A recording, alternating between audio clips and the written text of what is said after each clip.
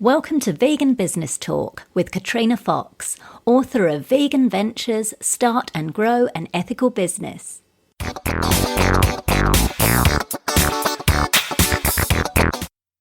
Hello and welcome to episode 134 of Vegan Business Talk.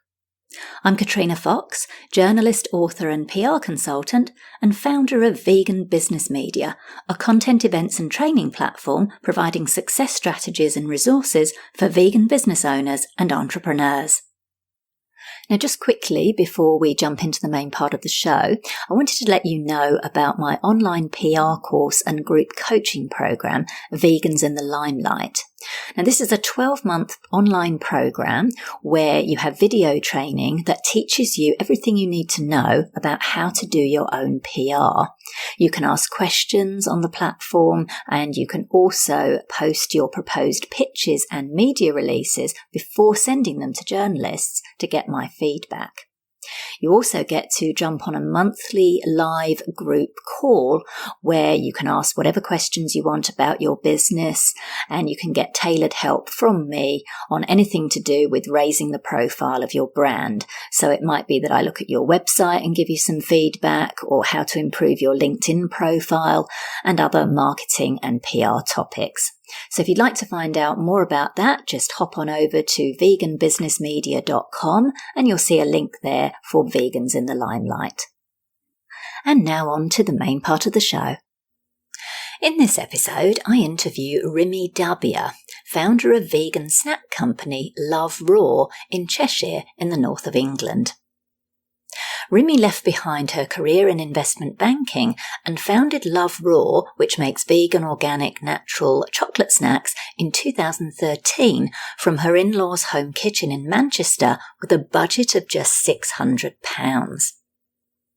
In February 2018, she appeared on Dragon's Den, the UK equivalent of Shark Tank. Despite receiving an offer of investment from renowned dragon Debras, Rimi turned the deal down and launched a new category of vegan buttercup chocolate snacks.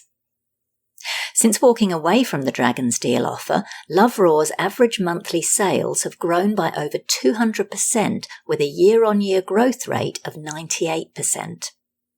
Products are sold in major supermarkets and coffee shops across the UK and are exported to more than 20 countries. And Rimi has achieved all this with 2 young children aged 4 and 9 months. In this interview, Rimi discusses how she scaled up the business from a home kitchen, how and when she got into large retailers such as Whole Foods, Sainsbury's and Waitrose, why she went on Dragon's Den and behind-the-scenes details of what the experience was like, why she turned down a deal from her favourite dragon, Debras, the impact Brexit is already having on her business, the challenges of juggling being a mum and running a business, and how she's managed to come up with a solution in the face of no work-life balance, and much more. Here's the interview with Rimi Dabhia from LoveRaw. Hello, Rimi. Thank you so much for joining me. Hi, Katrina. Thank you for having me. Oh, it's a pleasure, and it's nice to speak to a fellow Brit. So I'm probably going to sound even more British than I usually do, because whenever I'm around Brits, I tend to go back to my usual kind of my old accent. Sometimes when I'm around Americans or Australians, apparently I pick up tiny little lilts of the accent, but it's going to be full on British here, so it's great to connect with you. So you and I had already kind of connected by email a little while ago, and I wrote an article for you about you for Forbes, and now you've got some even more exciting developments. So I'm looking forward to digging into that today. But let's start out with a question I always kick off with everyone, and that is the why. So what's the why behind running LoveRaw? Because I know that you started out actually working in the corporate world in hedge funds. So tell us a bit about how and why you made that shift. So the why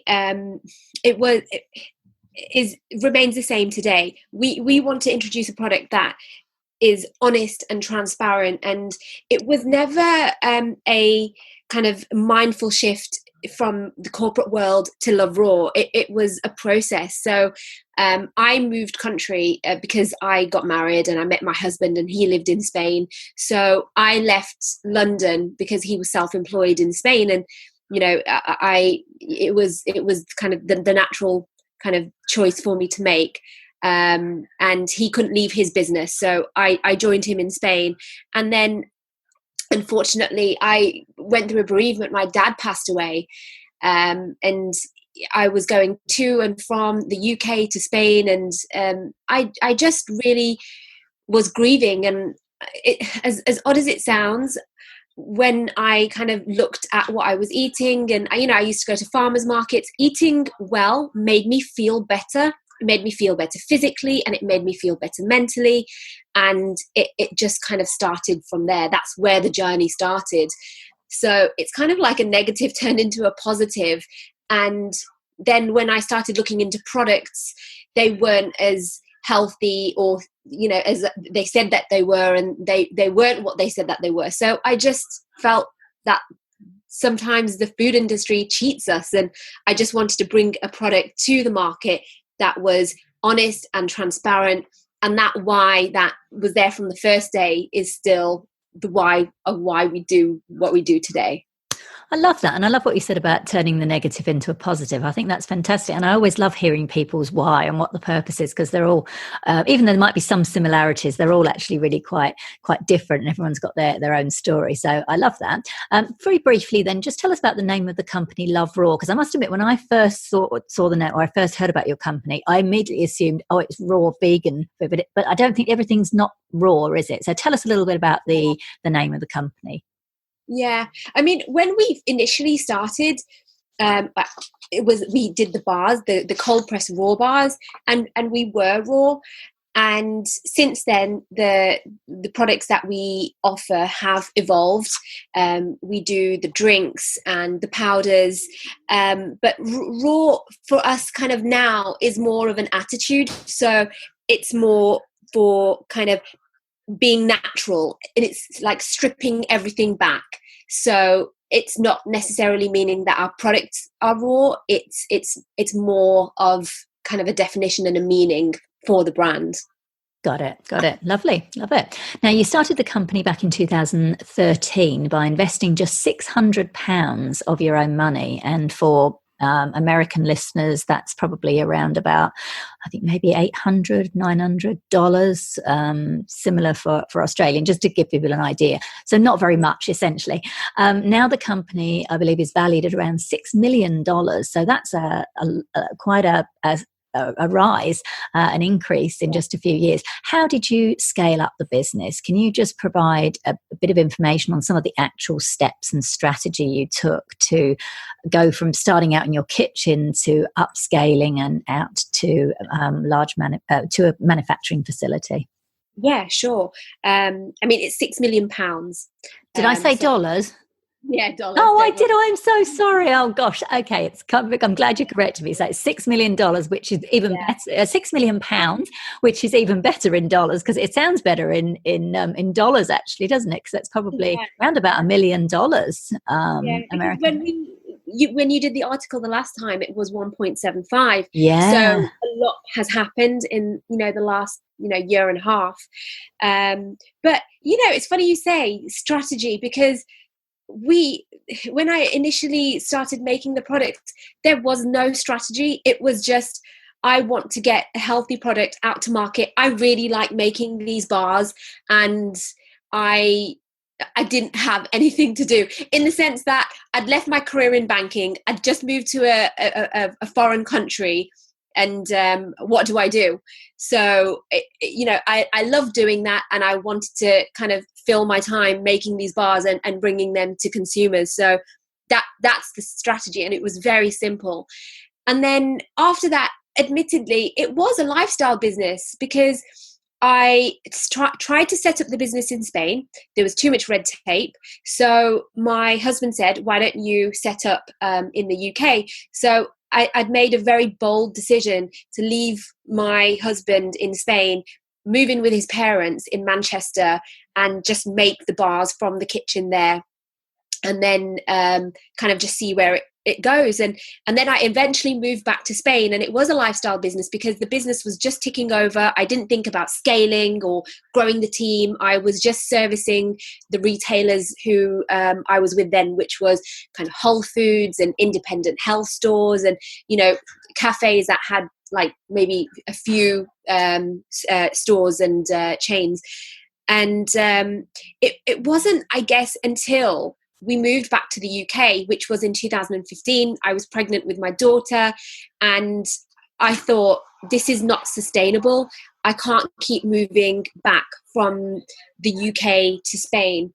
And either we continue this as a lifestyle business, or we take this seriously and we grow the business.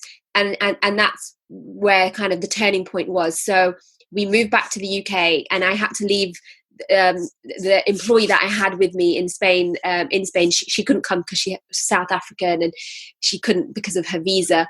And then we came back, and we had to start all over again, looking for offices, looking for staff, and it was hard. And then I had complications in my pregnancy, and then that's when my husband joined the business because I was told I couldn't work.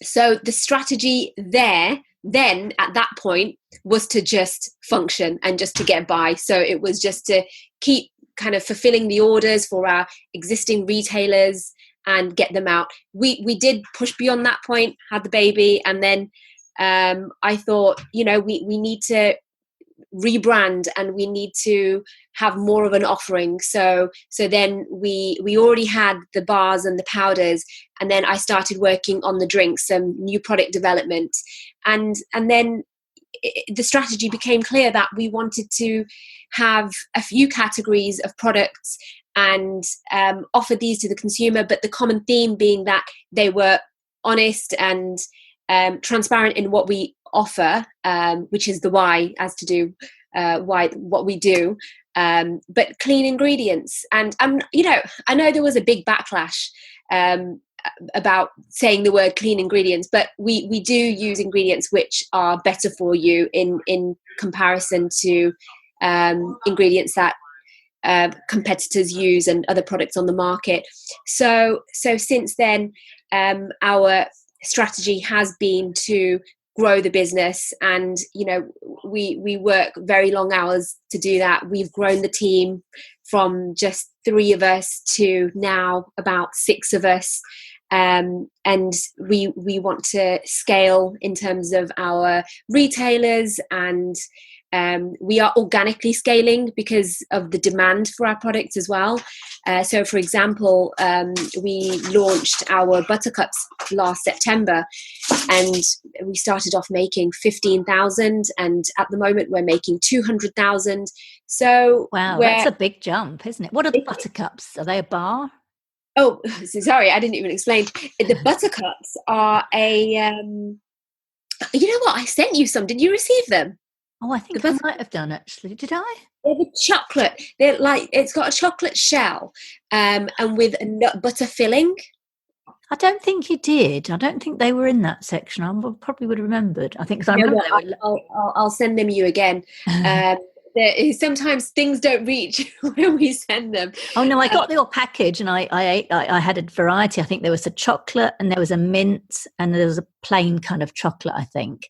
But they were lovely, and I did like them. But that's a big scale up. So I'm just curious how, because I think this is really interesting for people, particularly those people who are running, like you say, a lifestyle business, to then go, okay, we are going to scale, and to scale that amount. I mean, I guess one of the questions that comes to mind is how, and especially your husband leaving his job and joining your business, like you both went obviously really all in. So I'm just curious, I mean, how did you fund that part of it, that scale up?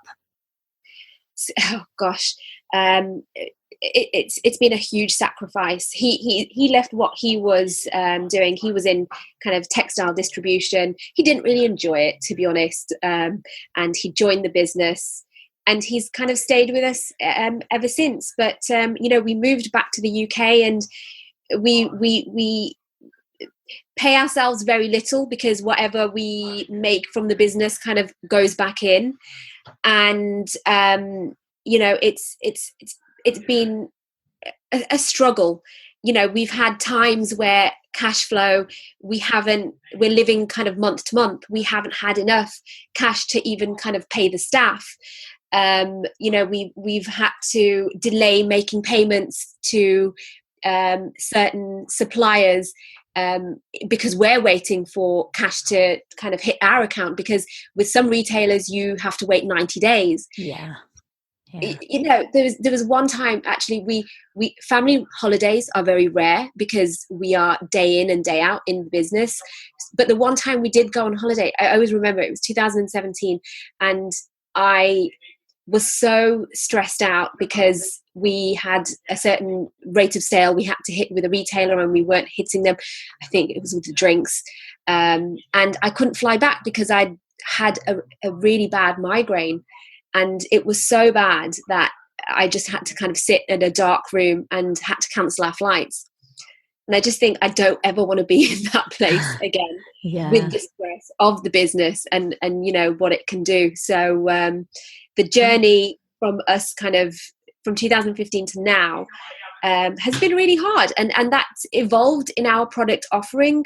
But I appreciate your honesty. I think it's important for people to hear that, because sometimes when they see, these kind of Phoenix stories, or they see people at the other end, like, successful, and they just kind of assume it's easy and that there's not been too many bumps in the road, or that you can get there quickly. And, so I do appreciate you being honest about that. I think that's, yeah. I mean, I will be honest, up until the last 12 months, it's been a real kind of positive change for us in the business. I think because of the new category, the buttercups, which I mentioned earlier, it's been phenomenal, the launch that we've had since then. But the categories we've had before that, they were good, but and when we had the initial launch, it was great. But with the product life cycle, there becomes a time in that point of the cycle where it is difficult, and other competitors come into the market.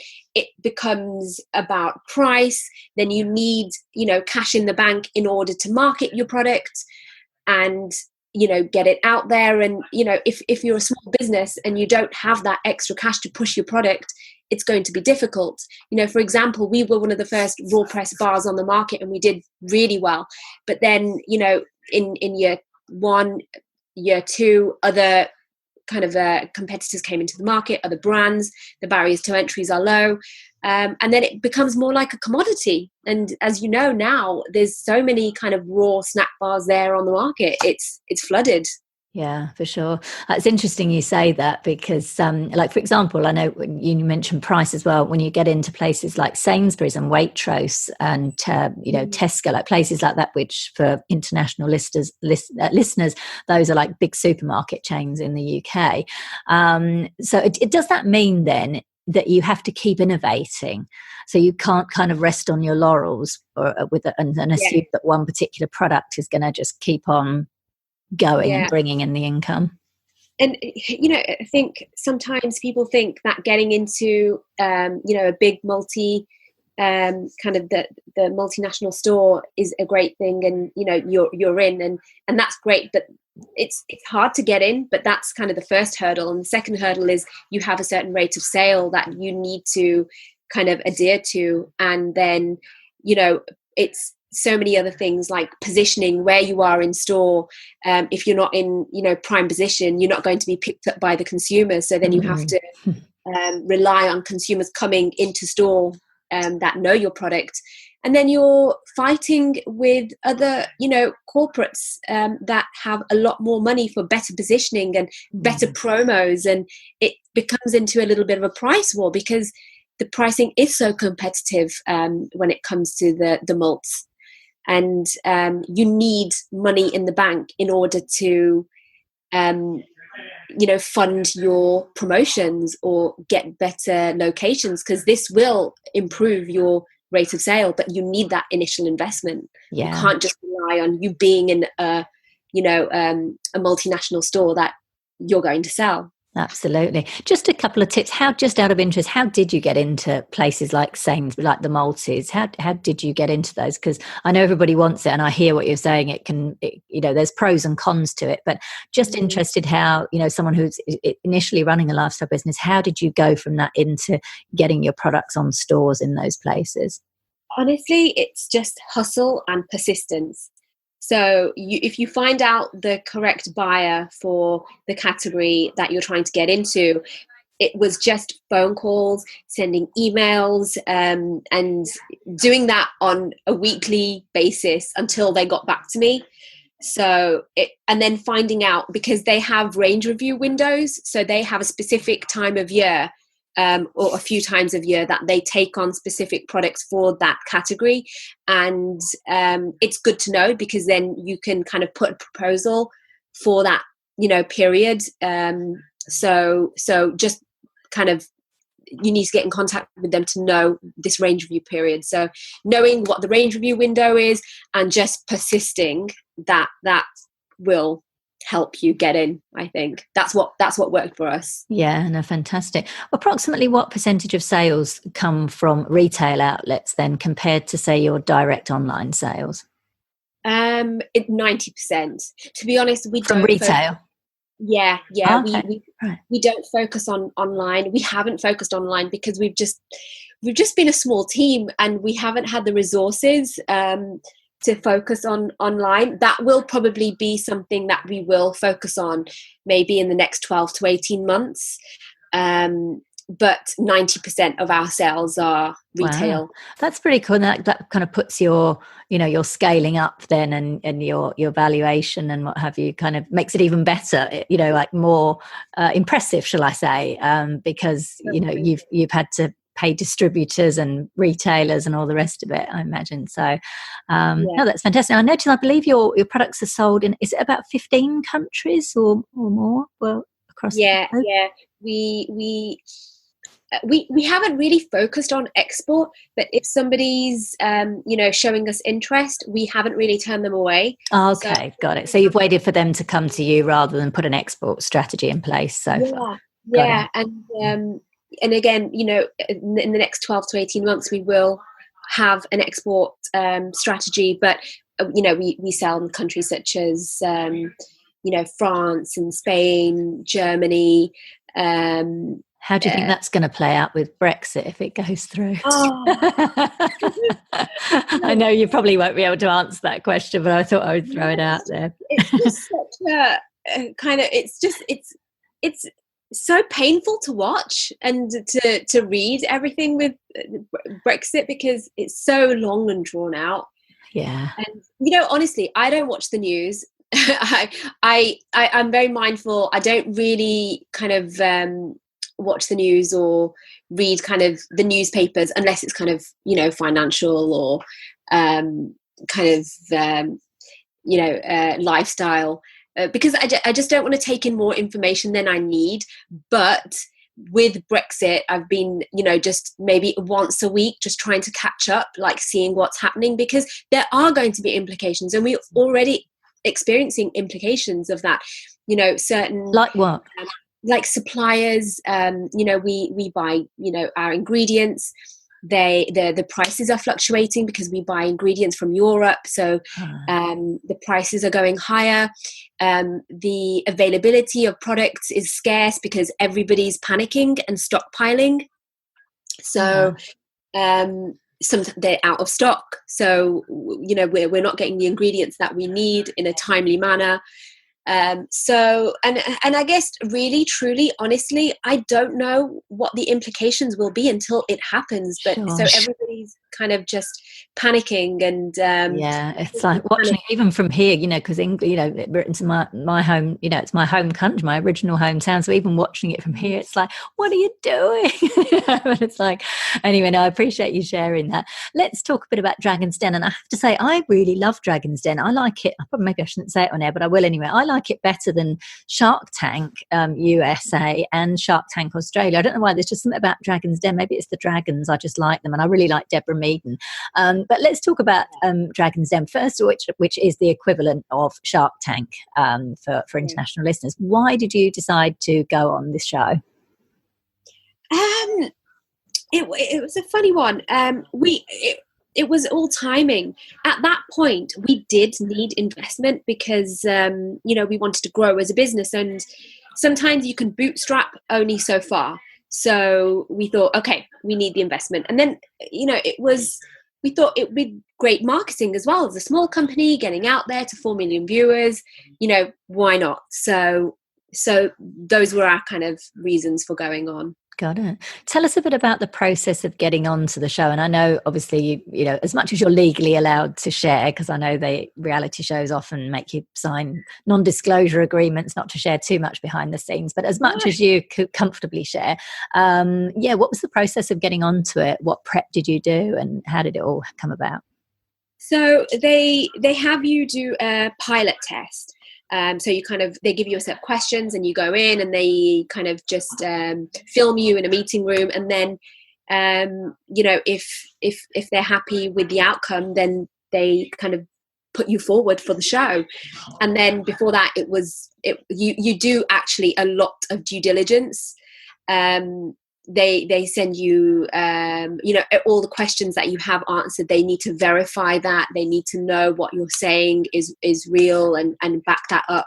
So we had to go through all of the due diligence even before the show, and then the day that you're there, it's an early morning, and there's about maybe 4 or 5 other kind of individuals going on the show as well, and they keep you in a green room, so it's building tension anyway, and it's very kind of a fast-paced environment, so there's a lot of tension, and they don't expose you to the dragons prior to airing. Oh, really? So that's to recording, do you mean? Exactly. Oh, wow. So that literally is the first time you're seeing them. I wondered that. They keep you far away from the dragons. And then the first time you do kind of see the dragon is when you're stepping onto the show.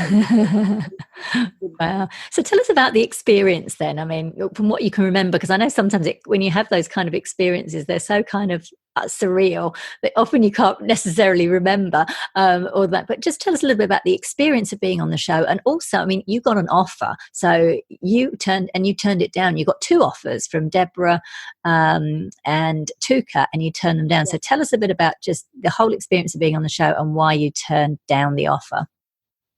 I think, it was a very scary experience for me. Initially kind of I thought, I'm going to go on and I'm going to defend my business, and if they say anything, I will stand up for myself. And so I was very confident kind of going in, and to be honest, as soon as I went in there, kind of the nerves hit me, and I was just surviving in the den. I was just kind of answering the questions and not kind of saying more than that.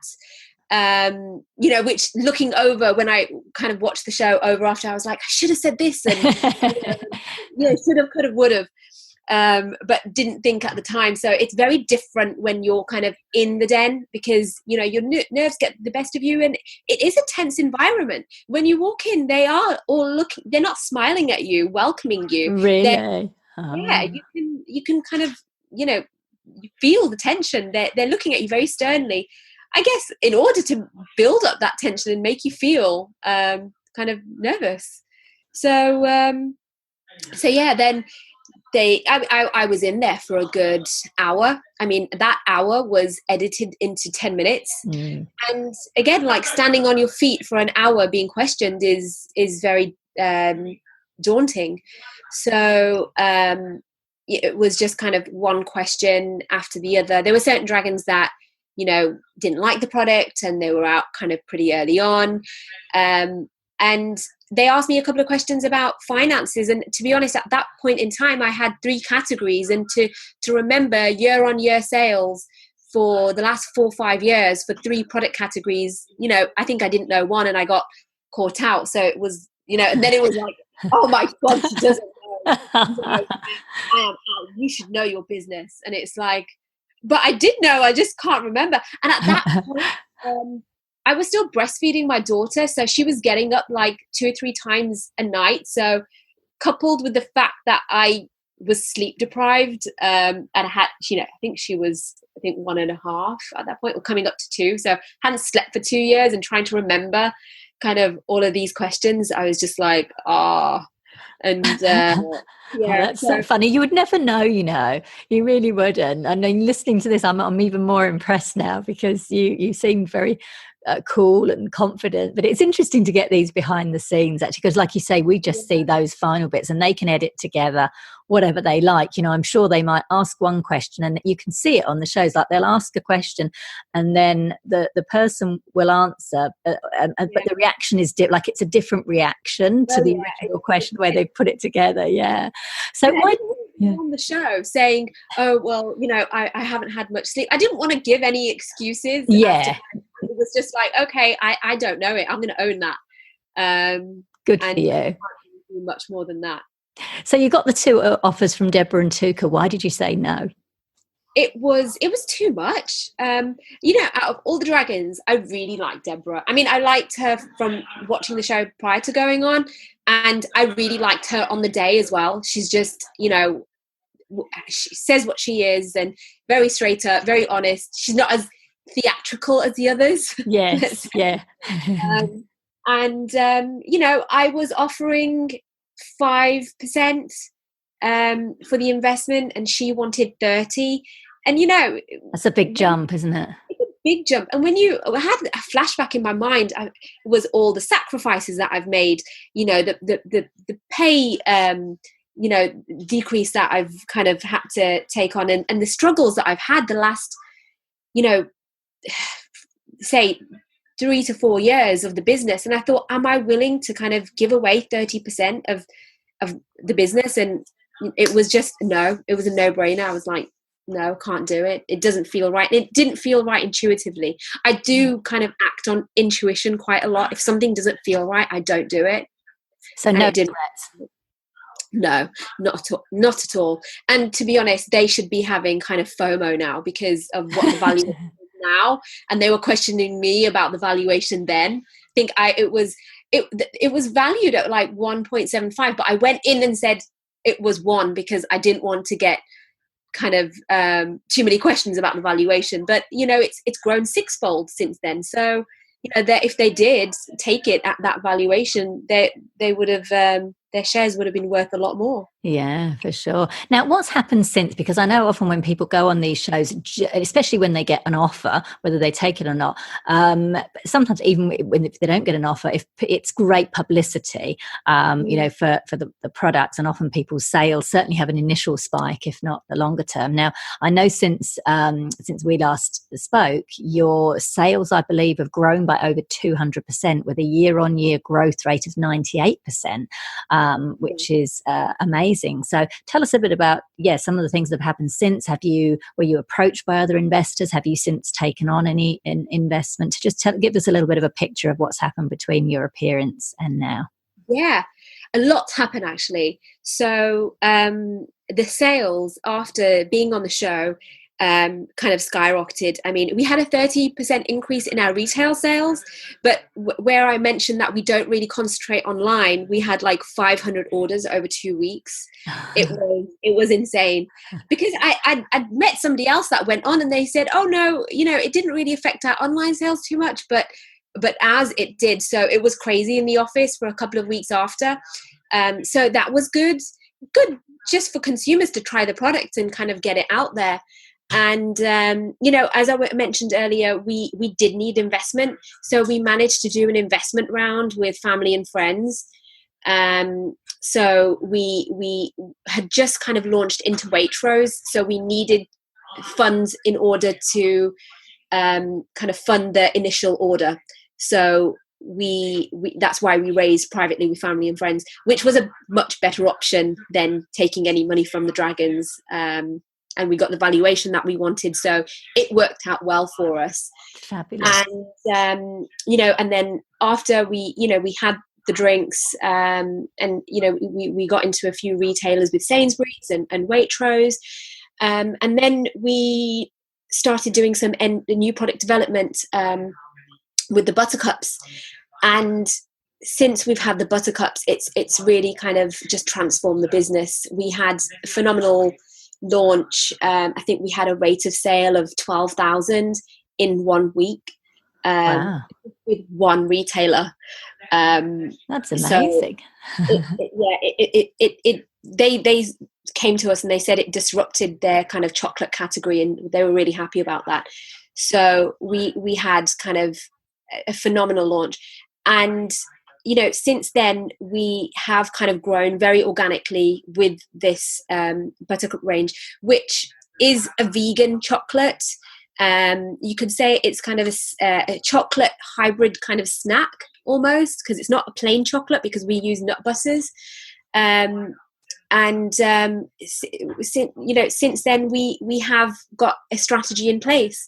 We have decided to discontinue doing the bars, which was our product. I know that we started with, but I think it's really important to know in the business, if something isn't working, not to be afraid to step away from it and to concentrate on things that are working for you, or to find things that will work for you. It's like I said earlier, that the market for kind of snack bars is flooded. So rather than trying to push a commoditized product, let's concentrate on something that we've created, and something that's a little bit more unique offering. I love to that. Yeah. So such good advice. That is really, really good advice. I know sometimes business owners can get a bit attached to their products, particularly if it's like maybe the first one they've got. It's almost like their baby, it becomes their product baby, and they're frightened to let go of it. So I think that's really good advice. So it sounds like going on Dragon's Den, there's been a lot of upsides to it. Were there any downsides, do you think, of going on a show like this? Because I'm curious whether you have any tips for people who's considering it, weighing up, should I go on it, shouldn't I go on it? So what tips do you have, and are there any pitfalls? There were no downsides. No downsides at all. If anybody were to ask me, I'd say definitely do it. Definitely go on.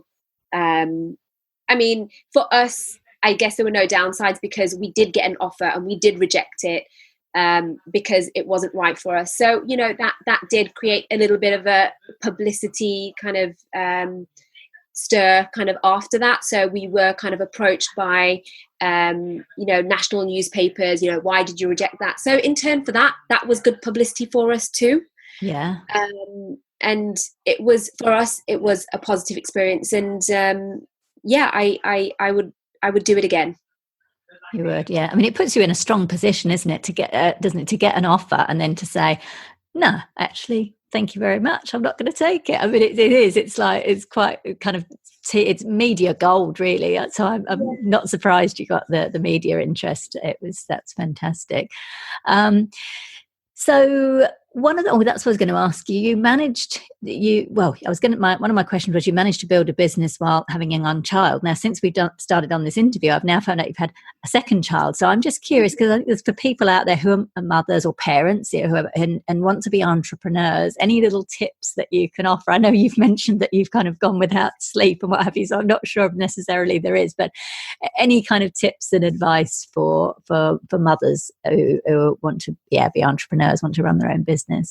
Yeah, I think when you make that choice, I mean, it's a funny one for me, because when I started the business, I didn't have children, and I initially started, it was a lifestyle business. So, I'd work weekends, if I wanted to, and balance out my time in the week. But since then, our strategy has changed, and we are growing and scaling the business. So we work quite long hours in the week, and we do work some weekends as well. So, and since then I've had to kind of embrace having children, because as the business has evolved, my family's evolved, and there is no balance. And I have to be honest, it's a struggle. When I had my daughter initially, it was kind of the sleep deprivation, and then coming in and trying to concentrate on important things. She went to nursery when she was like 4 months old, which I would have had much preferred to have longer time with her, but it was, again, a sacrifice that I had to make. So essentially there's no balance. I bring the kids into work when I have to, and I've got nobody to look after them. And for example, Rui, my son, he's now 8 months old, and I mentioned to you that I'm officially back at work because he starts nursery now. But for the last 8 months, I've been coming into the office with him, so working in his kind of nap times, and some of the team helping me look after him if I've got an important call. But I've been banned from bringing him in, apparently, because nobody else gets their work done. Yeah. So I can imagine. I really appreciate you being honest. This is such, good information for people to hear, because again, when someone looks like they're successful, people just tend to think, oh, well, they're just breezing through it, or they're super wealthy and they're able to just hire private nannies and private chefs and all the rest of it. So I appreciate you, mentioning that it is a sacrifice in many ways, because you're building that bigger picture, particularly in the beginning, like you say, when you're going from the lifestyle to scaling, and until you kind of get to that massive scaling, it can be a struggle, and people have to decide on their priorities. It is. And he doesn't officially start nursery until Monday, but the last few weeks have been so busy for us that I've had to get my mother-in-law to try and help me, and a couple of friends to help me. So I've been busy kind of picking and dropping, going to work, going back to work, going back to feed, because I'm still breastfeeding him as well. I haven't slept for like 4 years because I'm still waking up in the night to feed him too. And, just this morning I was dropping off my daughter to school and I was late, and they were just about to lock the gate, and I felt anxious, and I feel like I'm always kind of behind and late with things just because I'm trying to fit in everything else. But I think that's it. You just have to accept it. And even this morning I was saying to myself, just don't feel anxious. Just accept that this is how life is, because you're taking on so many other things. So that's it. Just embrace it and don't fight it. And, if you want to do something like this, there is no balance. Just kind of mix the two together. My 4-year-old now, we talk to her about what we do and why we do it, and she's always saying, oh, how many buttercups have you sold, or are you going to get this investment from that company, because we're raising money at the moment. So she's kind of fully involved in that. And I love it. Get some nice cheap labor there as well, like they training her up. She's saying, when I'm older, I want to come and I want to make chocolate buttercups. Aww. So it's really refreshing that, even though there's no balance, a positive thing is that I'm setting a good example for her. And Yes, and she's understanding it as well. It's like she's understanding you're building something for them, and mummy's work is important. Mummy and daddy's work is important, and they're still loved. I think that's really nice the way you've done that you're involving them in this, so they understand it, and it's exciting for them, I guess. And I can imagine, someone making chocolate buttercups for a living. I mean, that's pretty exciting. So no, I appreciate you saying that, and you're right. It's like the whole thing about the so-called work-life balance. You're right. It's about where you put the priorities, and I love what you said about embracing that. I think that's a real gem that I'll just repeat because it was so good.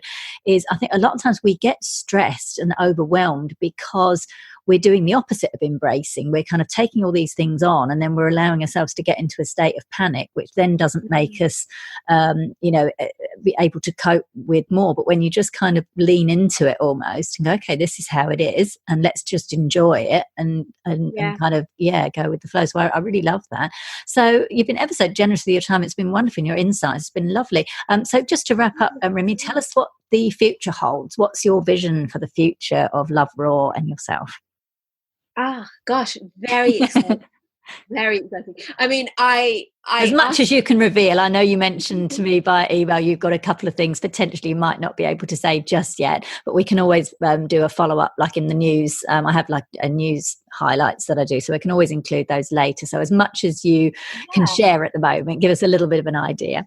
Yeah, so as I mentioned, that we have kind of discontinued a few of other categories like the bars and the drinks and the powders, but we are very much concentrating on our vegan chocolates category. It's the strongest for us, so we're working on a brand new category of vegan chocolates, hopefully, which should be coming out in early next year, I would say. So I'm working on new product development at the moment. We are also scaling up more as a business. I mentioned that we are raising money and investment. So we're literally on the cusp of completing all of that. So hopefully I will be able to, in a week's time, kind of divulge more information and our partners and who we're working with. But we're working with somebody that's very exciting and that can support us as a business. And they're completely the right investment partners that we want to be working with. And also we have a new non-exec director that has joined us, who has just been a breath of fresh air. And I can actually disclose who that is. It's a lady called Juliet. I'm not sure if you've heard of a brand called Grenade. Have you heard of Grenade? I don't think so, no. They are a protein bar here in the UK. Oh, okay. And they have done amazingly well. They're a couple and they started with just £27 in their bank account. Oh, so even less than your £600. Yeah. And they've taken it to kind of a multi-million pound business. So they've done kind of incredibly well. They're with a lot of the kind of retailers here in the UK. So we met Juliet just kind of serendipitously by chance, and she's amazing. She gets us, and we really enjoy working with her. She's really down to earth, and she's kind of the visionary behind their marketing strategy, which is why their branding was so successful. So we've got her helping us with our marketing and our branding. So that's very exciting having her on board. Wow. And, so in essence, we with having Juliet and the new category coming out in February, and the investment, I think the next 12 months will be really exciting, very pivotal for us in terms of growth. But yeah, it's a journey, and I think that's also what I've taken away. It's sometimes you can focus on strategy, but don't forget the journey and to enjoy it, and to enjoy your small wins and your big wins. And because we didn't used to do that. It just used to be, we've got on board with a certain retailer, yeah, great, but now we stop, and as hippie as it sounds, and we take that and we be present, and we just celebrate. I think that's wonderful, hippie or otherwise. I think it's nothing wrong with hippies. Anyways, any hippies listening, nothing wrong with hippies. Yeah. But no, I think that's wonderful. That's right, you can, because otherwise you're kind of constantly striving for something and you're never satisfied. So it's kind of like, oh, okay, you've done it. It's like, yeah, just stop and enjoy that and celebrate and go, yeah, because that can be really energizing, rather than just otherwise just kind of go, oh, we've done that. Now what? It almost becomes, nothing's ever enough otherwise, is it? It's almost like, oh, well, we've done that, but now we've got to do this. Oh, we've got that. Oh, but now we've got this and this, and you're constantly, but you're not enjoying it along the way. And it's kind of like, what's the point? I mean, obviously I know the point is the higher purpose, we want the vegan products everywhere, etc. But it needs to be sustainable for you, especially like you're saying, if you're working long hours and what have you. If you're enjoying it and taking those wins, then I think that can help to sustain you through. So look, I'm very excited about where you're going. It's great to have kept up with you in just a shortish space of time. Already seeing massive growth. So I'm very excited about your future. I shall keep an eye on what you're doing, and next time I'm in the UK, I shall try your new products when they're out next year. So I want to send you some. I want to see whether we can get it over the line. And you did you did with the bars. I'm sure I haven't had buttercups. I would have remembered. All I had, you sent me a nice little package, and it had 3 different types of bars, and it had a couple of drinks in it. And that got here okay. Okay, I'm going to send you some buttercups. Okay, I'm excited about the name, talking about them. I'm like, oh, look, it's been fantastic speaking with you, Rimi. I'm so excited for your growth, and I really appreciate your honesty and your insights. It's been a fantastic interview. I'm so glad we did this. Thank you very much for joining me. Thank you. Thanks for having me. So that was Rimi Dabhia from LoveRaw. You can find out more at eatloveraw.com. And that link is on the show notes page at veganbusinessmedia.com/podcasts and going to episode 134. Now for some vegan business news highlights. San Francisco-based boutique restaurant and hospitality firm AF & Co. has named plant-based cuisine as the food trend of the year in its annual Hospitality Trends Report. Now in its 12th edition, the 2020 report, called We're Not in Kansas Anymore, reflects the acknowledgement that the hospitality industry has undergone major fundamental shifts and now new rules apply.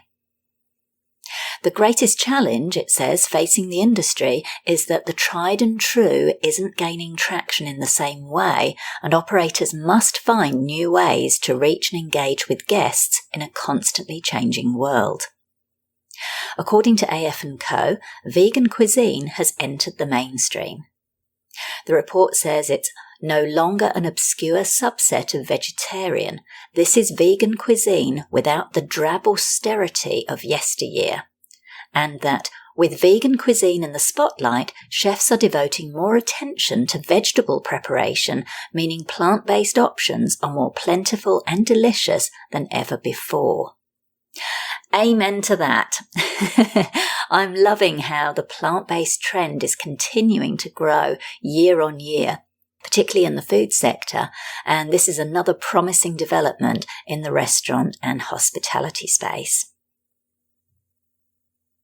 V2 Food, Australia's newest plant-based meat company, has announced the purchase of a 55,470 square metre site in Wodonga on the border of New South Wales and Victoria.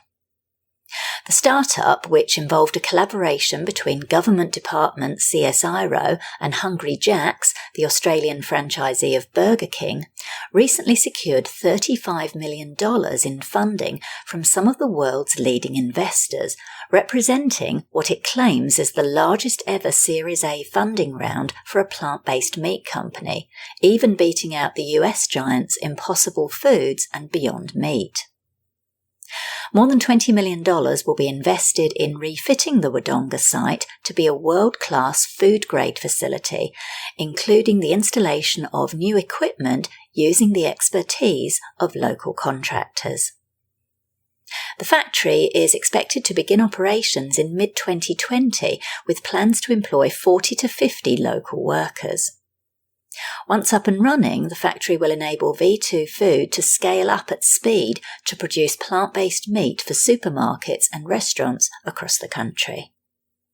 Former PepsiCo Senior Director and University Lecturer Nick Hazel, the CEO of V2 Food, said, "Our planet is at a tipping point, and we're heading for environmental disaster if we continue to produce all of our meat from animals. Australia's farming industry is the best in the world, and we see a huge opportunity to grow this new plant-based industry, leveraging the best that regional Australia has to offer." I'm so happy about this. It's great to see businesses taking the lead in transitioning economies to plant-based ones. I went to the launch of V2 earlier this year, and it was good to see a lot of interest from media, industry, and government. Fantastic. So that's it for this episode of Vegan Business Talk. Thank you so much for tuning in.